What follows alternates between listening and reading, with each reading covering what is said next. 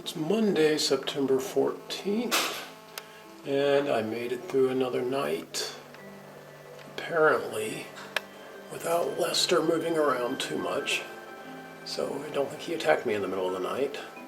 Plus, the room didn't catch fire from me drying clothes on the radiator, so that I would have some clean socks and underwear to wear for the next few days.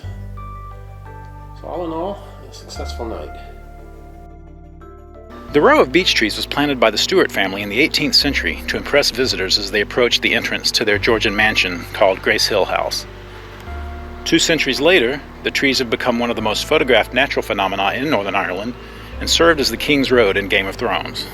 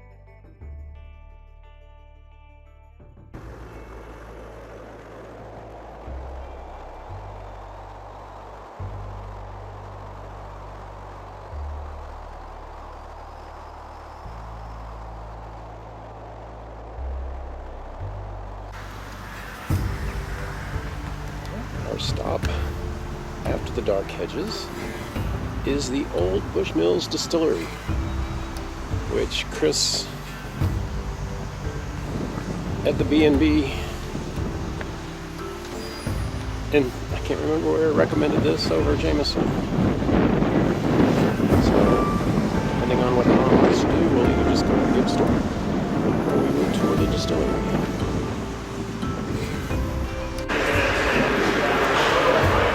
And that ends our tour of the distillery. Unfortunately, they wouldn't let us take pictures. So our free drinks, Alan settled on a Coke, grabbed a good whiskey, since it was before noon. I settled on a Diet Coke, since it is before noon and I don't drink.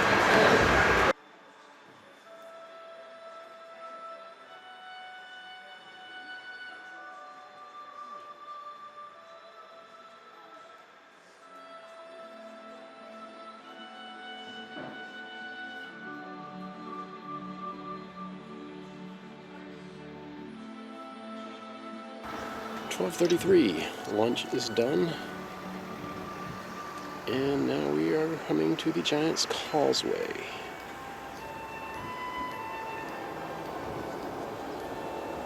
This is the visitor center, not the Causeway. This is Northern Ireland's only UNESCO World Heritage Site.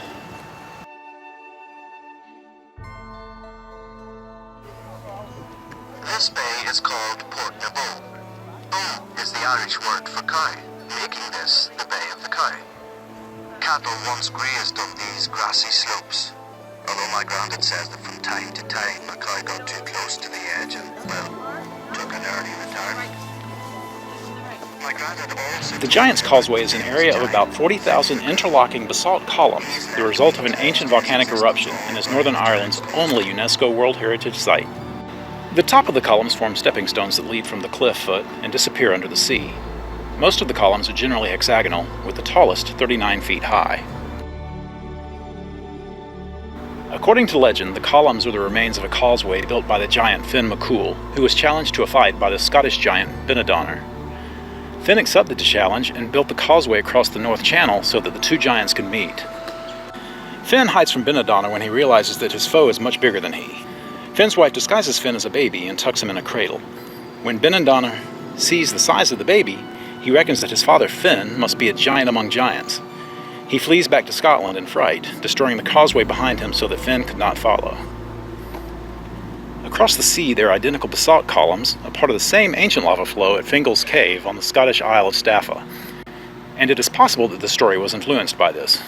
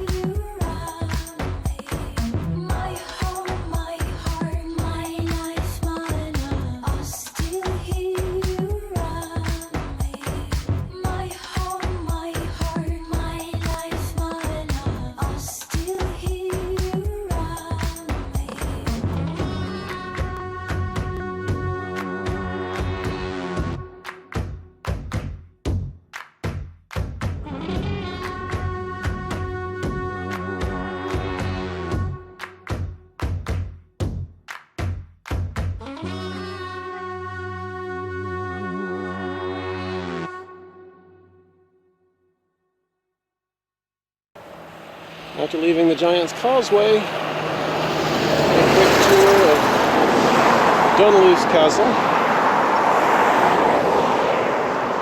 and then on to Belfast.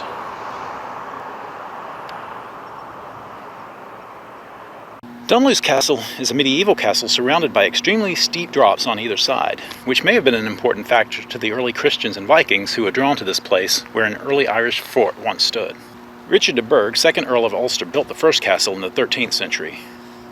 It was first documented in the hands of the MacQuillan family in 1513. The MacQuillans were the lords of the rout from the late 13th century until they were displaced by the MacDonalds after losing two major battles against them during the mid and late 16th century. Later, Dunluce Castle became the home of the chief of the Clan MacDonald of Antrim and the Clan MacDonald of Donegal from Scotland. Dunluce Castle served as the seat of the Earl of Antrim until the impoverishment of the MacDonalds in 1690, following the Battle of the Boyne. Since that time, the castle has deteriorated and parts were scavenged to serve as materials for nearby buildings.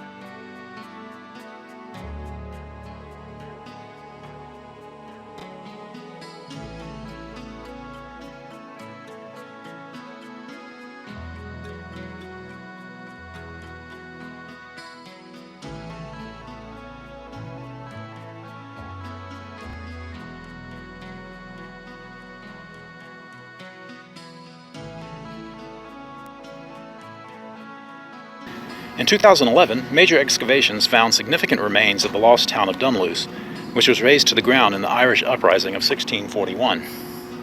Adjacent to the castle, the town was built around 1608 by Randall MacDonald, the first Earl of Antrim. It may have contained the most revolutionary housing in Europe when it was built in the early 17th century, including indoor toilets, which had only started to be introduced around Europe at the time, and a complex street network based on a grid system. Alright, tonight we are at the Wellington Park Hotel, which feels like a cruise ship hallway, actually. Room 324. It said double, which I thought would mean one bed only, but turns out we do have the double and the twin. So lucky us. And then we have, it looks like a pretty rundown area of town, at least where we came in. I told Alan that I'm going to expect the absolute worst with the traffic, rush hour, and trying to figure out where I'm going. And as soon as I finished saying that, it started to rain. So apparently I wasn't expecting the worst, but I ended up getting even worse. And then we have the bathroom, standard facilities. And closet with me. And me. I'm tired. Alright, and that is our remote tea service. Alright, so it is 4:54. We'll get settled in. Probably have a glass of tea, and then we'll have to figure out dinner.